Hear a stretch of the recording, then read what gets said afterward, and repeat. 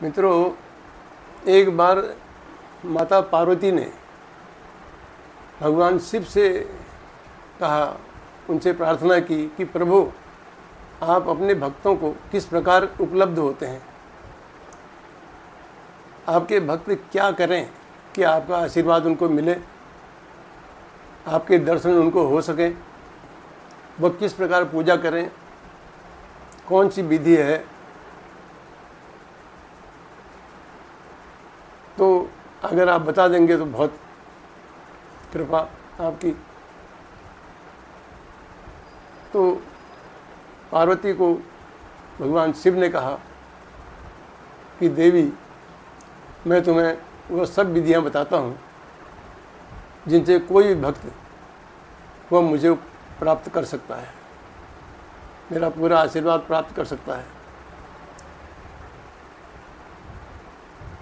तो मित्रों, उन विधियों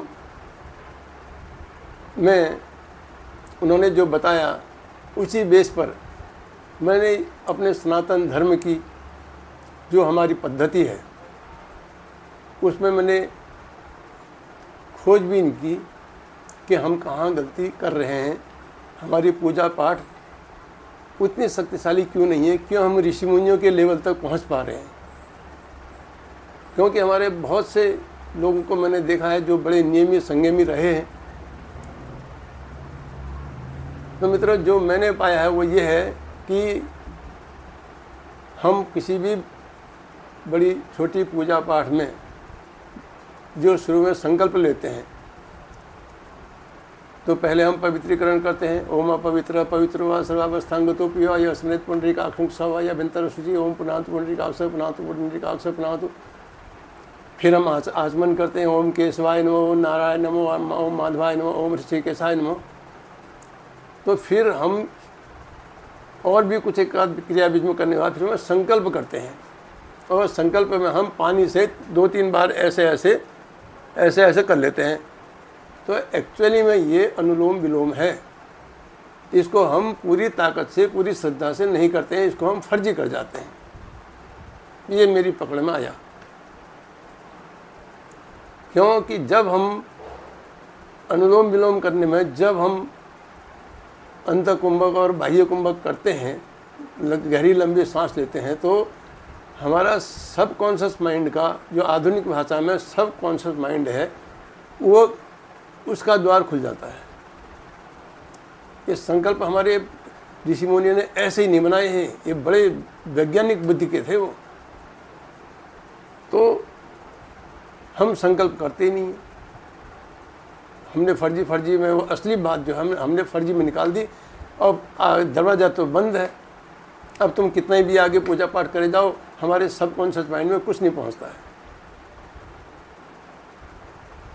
उसी तरीके से जब हम शंख बजाते हैं, तो शंख बजाने में भी हम एक ही सांस में टू टू टू 3 शंख फर्जी पूरा कर देते हैं, जबकि 3 शंख पूरी ताकत से बजने चाहिए। उसमें भी हमारा सबकॉन्शियस माइंड खुलता है, द्वार खुलते हैं। तो मित्रों, शिव जी ने पार्वती को 112 विधियां बताई हैं, और उन 112 विधियों में से दुनिया की कोई भी पूजा पद्धति, चाहे वो किसी देश की हो, किसी जाति की हो, किसी धर्म की हो, सारी विधियां उसके अंदर आती हैं। उससे बाहर कोई विधि हो ही नहीं सकती है। तो उन विधियों में से एक विधि यह भी है कि हे पार्वती, शिव भगवान कहते हैं कि हे पार्वती, जब हमारी श्वास अंदर जा रही है और अंदर जाने के बाद जब वो बाहर को मुड़ती है, तो एक जगह पर जा कर के वो ठहर जाती है, उसकी स्पीड 0 हो जाती है। मतलब आप समझे कि अगर एक पत्थर आपने आसमान को फेंका और फिर वो अपने आप नीचे को आता है, लेकिन एक जगह पॉइंट ऐसा आता है जहाँ पर कि उसके ऊपर जाने की स्पीड और नीचे आने की स्पीड ख़त्म हो जाती है, जीरो हो जाती है। वहाँ एक तरीके से वो स्थिर होता है, लेकिन वो हमें हमारी पकड़ में नहीं आता है। इसी तरीके से हमारे श्वास में भी, हमारे श्वास जब हम अंदर जाती है और अंदर से जब बाहर आती है तो लौटते समय वहाँ पर कुछ ठहराव होता है उस श्वास में, और जब बाहर आकर के फिर जब अंदर को जहाँ हम सांस लेते हैं तो फिर बाहर भी एक जगह पर ठहराव होता है, 0 पॉइंट आता है जहाँ से वो मुड़ती है। तो इन बिंदुओं को जो पकड़ लेता है, जो इनमें ठहर जाता है, मैं उसको मतलब उपलब्ध हो जाता हूँ। अब ये बिंदु तो ऐसे हैं तो ये पकड़ में तो आते नहीं हैं, तो इसको पकड़ने के लिए क्या किया है कि उन्होंने इसको, इस पॉइंट को फैला दिया है, बड़ा कर दिया है। और वो बड़ा कर दे कैसे किया है? प्राणायाम से। आपने सांस अंदर ली और अंदर अब वो बाहर आए, इससे पहले काफ़ी देर आपने उसको रोक लिया, कई सेकंड आपने उसको रोक लिया, 1 मिनट तक आपने उसको रोक लिया। और रोकने के बाद आपने उसको, इतनी देर आपने वो दरवाज़ा, जितनी देर आपने श्वास रोकी हुई है, उतनी देर आपका सबकॉन्शियस माइंड के लिए रास्ता खुल गया है। और हमारा जो कॉन्शियस माइंड है, चेतन माइंड है, वो किनारे हो गया है। तो हमारे मंत्र की, जो हम मन मंत्र बोल रहे हैं अंतः कुंभक में, वो मंत्र की गूंज, वो आवाज़ हमारी सबकॉन्शियस माइंड तक पहुंचती है। उसी प्रकार से जब हम बाह्य कुंभक करते हैं तो बाह्य कुंभक में भी यही काम होता है। जब बाहर सांस रुकी हुई होती है उस समय हम मन ही मन जो मंत्र जपते हैं, आंख बंद रहती है मगर, तो जो मंत्र जपते हैं वो मंत्र हमारा सीधे सबकॉन्शियस माइंड में पहुंच जाता है। तो ऐसी कई विधियां हैं जिनसे कि सबकॉन्शियस माइंड का द्वार खुलता है। उन्हीं को हमारी ऋषि मुनियों ने हमारे सामने रखा है, बशर्ते कि हम उसको ईमानदारी से करें। तो आज के सुबह के मैंने जो आपको शिव का मंत्र दिया था,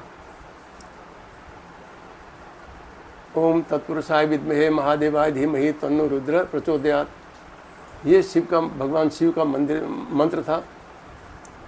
और इसको भी ऐसे ही जपना है, आंख बंद करके सांस भर करके अंदर सांस को रोक लेना है और ये मंत्र का जाप करना है। और उसके बाद जब फिर सांस छोड़ते हैं बाहर, फिर सांस रोक लेनी है और मंत्र का जाप करना है।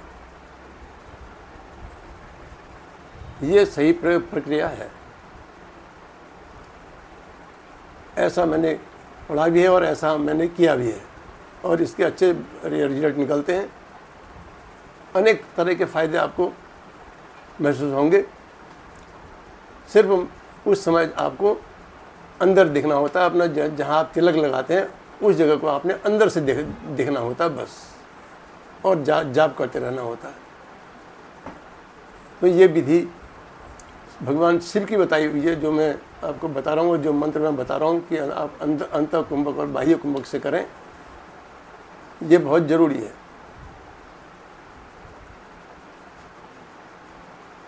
धन्यवाद, आपने यह सुना, आप भी प्रयास करें। धन्यवाद।